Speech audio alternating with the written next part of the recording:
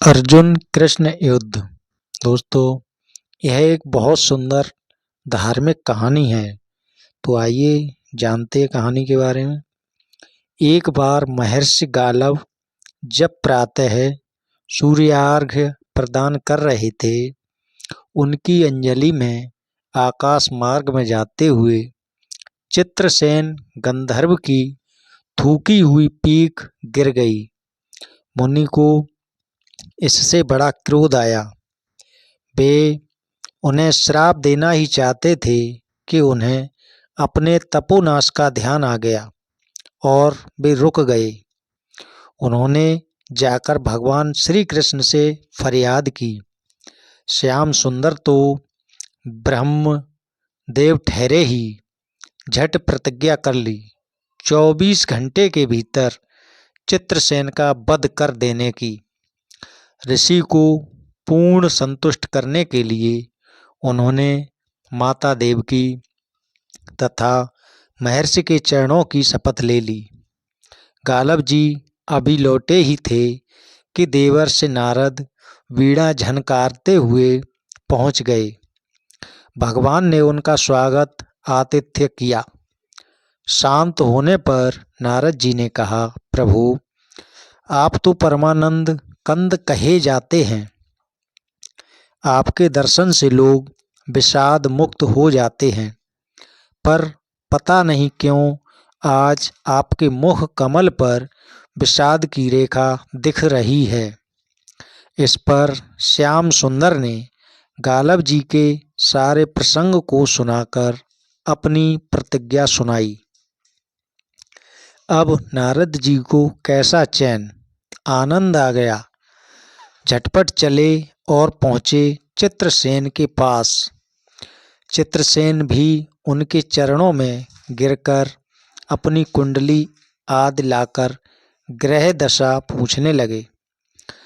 नारद जी ने कहा, अरे तुम यह सब क्या पूछ रहे हो? तुम्हारा अंतकाल निकट आ पहुँचा है।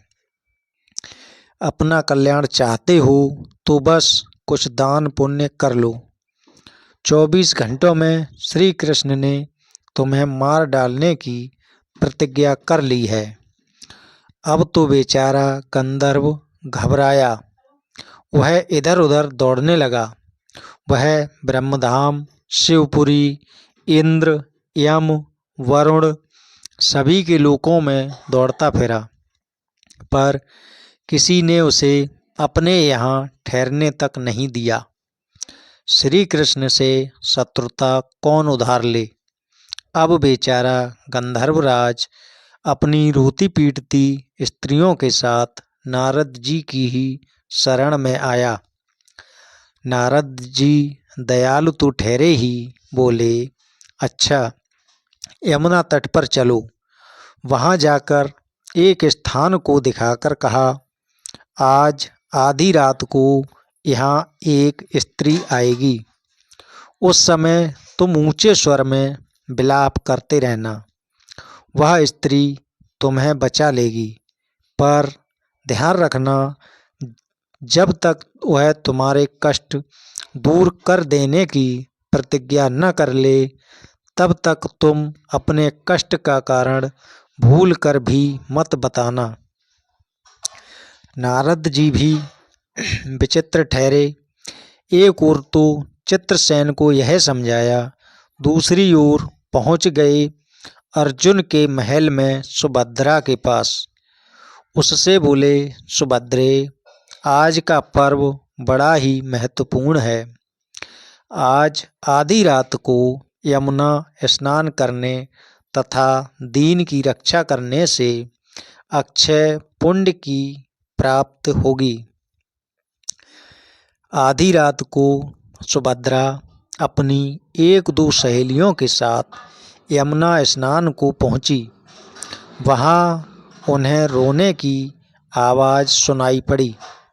नारद जी ने दीनोद्धार का महात्म्य बतला ही रखा था। सुभद्रा ने सोचा, चलो अक्षय पुण्य लूट ही लूं। वे तुरंत उधर गईं तो चित्रसेन रोता मिला। उन्होंने लाख पूछा, पर वह बिना प्रतिज्ञा के बतलाए ही नहीं। अंत में इनके प्रतिज्ञाबद्ध होने पर उसने स्थिति स्पष्ट की। अब तो यह सुनकर सुभद्रा बड़े धर्म संकट और असमंजस में पड़ गईं। एक ओर श्री कृष्ण की प्रतिज्ञा, वह भी ब्राह्मण के ही लिए, दूसरी ओर अपनी प्रतिज्ञा। अंत में शरणागत त्राण का निश्चय करके वे उसे अपने साथ ले गईं। घर जाकर उन्होंने सारी परिस्थिति अर्जुन के सामने रखी। अर्जुन का चित्रसेन मित्र भी था। अर्जुन ने सुभद्रा को सांत्वना दी और कहा कि तुम्हारी प्रतिज्ञा पूरी होगी। नारद जी ने इधर जब यह सब ठीक कर लिया तब द्वारका पहुँचे और श्री कृष्ण से कह दिया कि महाराज, अर्जुन ने चित्रसेन को आश्रय दे रखा है, इसलिए आप सोच विचार कर ही युद्ध के लिए चलें। भगवान ने कहा, नारद जी, एक बार आप मेरी ओर से अर्जुन को समझाकर लौटाने की चेष्टा करके तो देखिए। अब देवर्षि पुनः दौड़े हुए द्वारिका से इंद्रप्रस्थ पहुँचे। अर्जुन ने सब सुनकर साफ कह दिया, यद्यपि मैं सब प्रकार से श्री कृष्ण की ही शरण हूँ और मेरे पास केवल उन्हीं का बल है, तथापि अब तो उनके दिए हुए उपदेश छात्र धर्म से कभी विमुख न होने की बात पर ही दृढ़ हूँ। मैं उनके बल पर ही अपनी प्रतिज्ञा की रक्षा करूँगा। प्रतिज्ञा छोड़ने में तो वे ही समर्थ हैं। दौड़कर देवर्षि अब द्वारका आए और ज्यों का त्यों अर्जुन का वृतांत कह सुनाया। अब क्या हो, युद्ध की तैयारी हुई। सभी यादव और पांडव रण क्षेत्र में पूरी सेना के साथ उपस्थित हुए। तुमुल युद्ध छिड़ गया। बड़ी घमासान लड़ाई हुई, पर कोई जीत नहीं सका। अंत में श्री कृष्ण ने सुदर्शन चक्र छोड़ा। अर्जुन ने पाशुपतास्त्र अस्त्र छोड़ दिया। प्रलय के लक्षण देखकर अर्जुन ने भगवान शंकर को स्मरण किया। उन्होंने दोनों शस्त्रों को मनाया।